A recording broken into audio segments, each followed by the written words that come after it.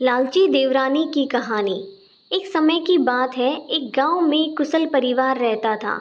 उस परिवार में सुधाजी नाम की एक वृद्ध महिला रहती थी।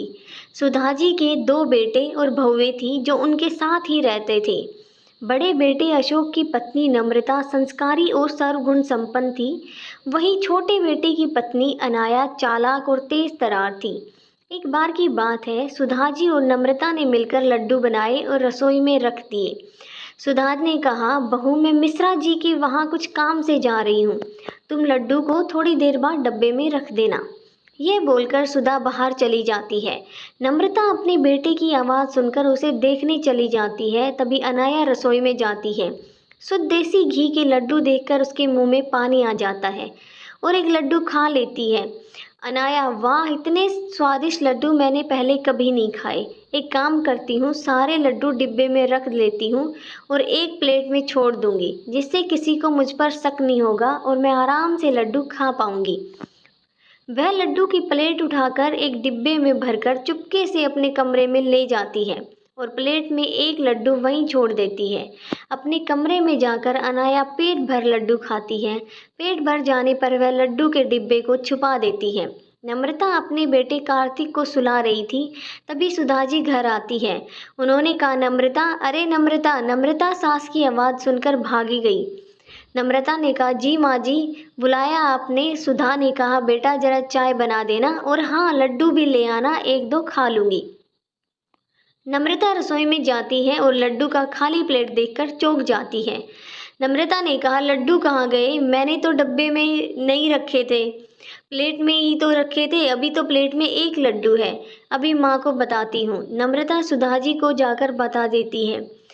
नम्रता ने कहा, माँ जी, रसोई में लड्डू नहीं है, मैंने वहीं रखे थे पर अब नहीं है। सुधा ने कहा, क्या लड्डू तुम तेरे सामने ही बनाए थे, फिर कहाँ गए?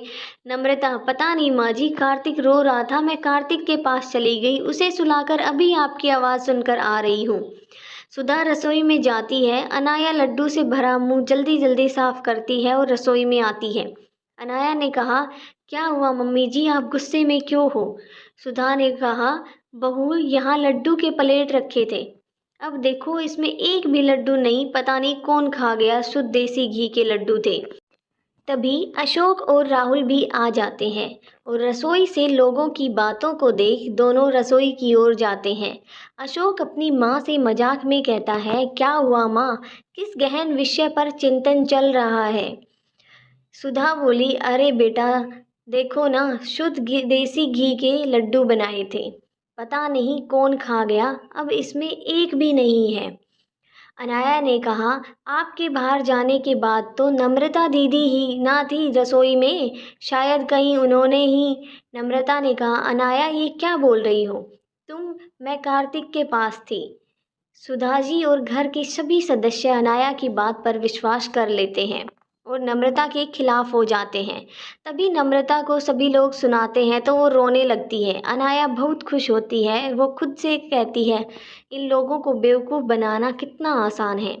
कुछ दिन बाद सुधाजी काजू और बादाम खरीद कर लाती है और नम्रता को संभाल कर रखने के लिए कहती है। यह कहकर वो चली जाती है। नम्रता काजू और बादाम के डब्बे को अलमारी में रख देती है। अनाया काजू बादाम का डिब्बा देख लेती है और रोज़ मुट्ठी भर के खूब काजू बादाम खाती है और इसी तरह एक ही हफ्ते में काजू बादाम खत्म हो जाते हैं। सुधा ने कहा, अरे अमृता, तुझे काजू बादाम लेकर दिए थे, तू तो दिखा भी नहीं रही कि कहाँ रख दिए, हमें भी दिखा दे, हम भी दर्शन कर लेंगे, या मंदिर में रखकर पूजा करेगी तू? नम्रता बोली, जी माँ जी, अलमारी में रखे हैं, अभी लेकर आती हूँ। ये बोलकर नम्रता रसोई में जाती है और काजू बादाम का डिब्बा निकालती है, पर डिब्बे में तो काजू बादाम ना के बराबर थे। ये देखकर नम्रता चौंक जाती है और रोने लगती है। नम्रता की रोने की आवाज़ सुनकर सुधाजी और घर के सारे सदस्य रसोई में आते हैं। नम्रता को रोता देख सुधाजी बोलती है, अरे क्या हुआ, रो क्यों रही हो? नम्रता ने कहा, माँ जी, काजू बादाम यहीं रखे थे, पता नहीं कहाँ गए। सुधाजी ने कहा, क्या 4 दिन पहले ही तो लाई थी काजू बादाम का डिब्बा और ख़त्म भी हो गया। अनाया अपनी चोरी छुपाने के लिए फिर नम्रता पर इल्ज़ाम लगा देती है और कहती है, नम्रता जी जी, खाने का मन था तो खाइए, लेकिन ऐसे चोरी करना ठीक नहीं दीदी। सुधा ने कहा, पता नहीं इस घर में क्या हो रहा है, खाने की चोरी। अरे बहू, थोड़ा बहुत दूसरों को भी चखा दिया करो, इस घर में और भी लोग रहते हैं। यह बोलकर सभी चले जाते हैं और नम्रता रोने लगती है। कुछ दिन बाद अनाया की दोस्त रिया का फोन आता है। रिया कहती है, अनाया कैसी हो? अनाया ने कहा, मैं ठीक हूँ, तुम बताओ, इतने दिनों बाद कॉल किया। रिया ने कहा, घर के काम में बिजी रहती हूँ। चलो ना, हम दोनों कल मिलते हैं, शॉपिंग करेंगे और खाएंगे पिएंगे। अनाया ने कहा, अच्छा ठीक है, कल मिलते हैं। वैसे भी शादी को 2 महीने हो गए, कहीं घूमने भी नहीं गई मैं। राहुल को तो टाइम मिलता ही नहीं। रिया ने कहा, ठीक है ना, तो कल मिलते हैं, तू तैयार रहना। अनाया खुद से कहती है, मैंने रिया को हाँ तो बोल दिया, पर पैसे कहाँ से लाऊंगी? बाहर जाने का मतलब पैसों का खर्चा होना। अब अनाया पैसों की जुगाड़ में लगी है। वो सुधाजी के कमरे से गुजरती है, तभी अशोक सुधाजी को 10,000 रुपये रखने के लिए देता है। अब रात होते ही अनाया सुधा के कमरे में जाती है और 10,000 की गड्डी चुरा लेती है। सुबह होते ही अशोक 10,000 सुधा से मांगता है। अशोक ने कहा, माँ, वो 10,000 दिए थे ना, वो दो देने हैं दोस्त को वापस, वह लेने के लिए आ रहा है। सुधा जी कमरे में पैसे लेने जाती है। जैसे ही अलमारी खुलती है तो पैसे कहीं नहीं मिलते। सुधा चिल्लाने लगती है। चिल्लाने की आवाज़ सुनकर सभी सदस्य सुधा जी के कमरे में जाते हैं। अशोक ने पूछा, क्या हुआ माँ, अब चिल्ला क्यों रही हो और इतनी घबराई हुई क्यों हो? सुधा ने कहा, मैंने यहीं 10,000 रुपये रखे थे, अब नहीं पता कहाँ चले गए। अशोक बोला, नहीं है मतलब माँ, वो पैसे मेरे दोस्त के थे, वो आने वाला है, मैं कहाँ से लाकर दूंगा उसे?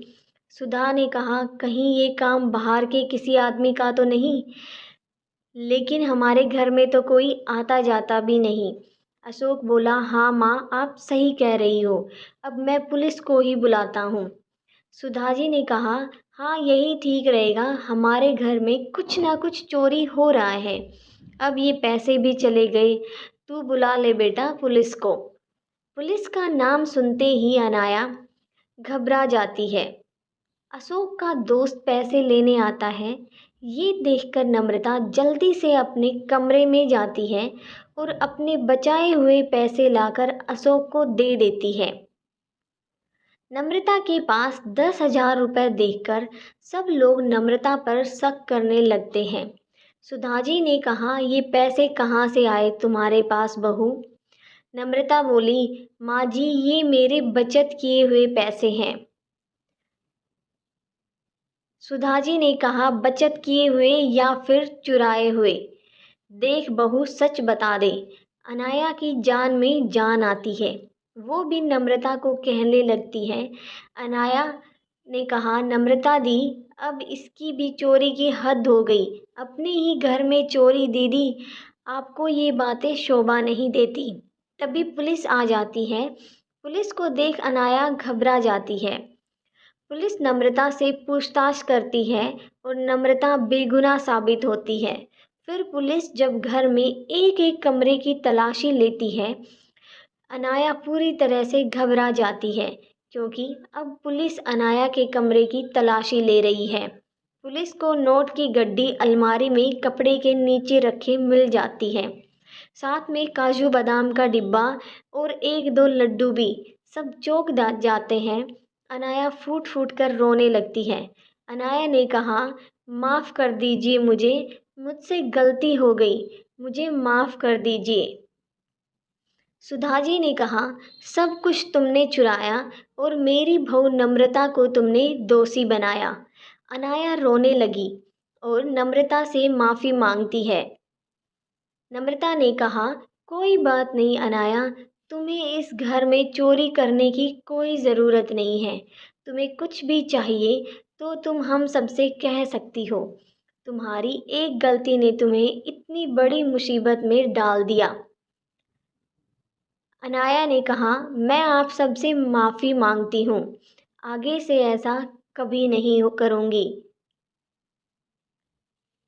नम्रता अनाया को गले लगा लेती है और सुधाजी नम्रता से माफ़ी मांगती है और नम्रता सबको माफ़ कर देती है और अब से सब खुशी खुशी ज़िंदगी जीने लगते हैं।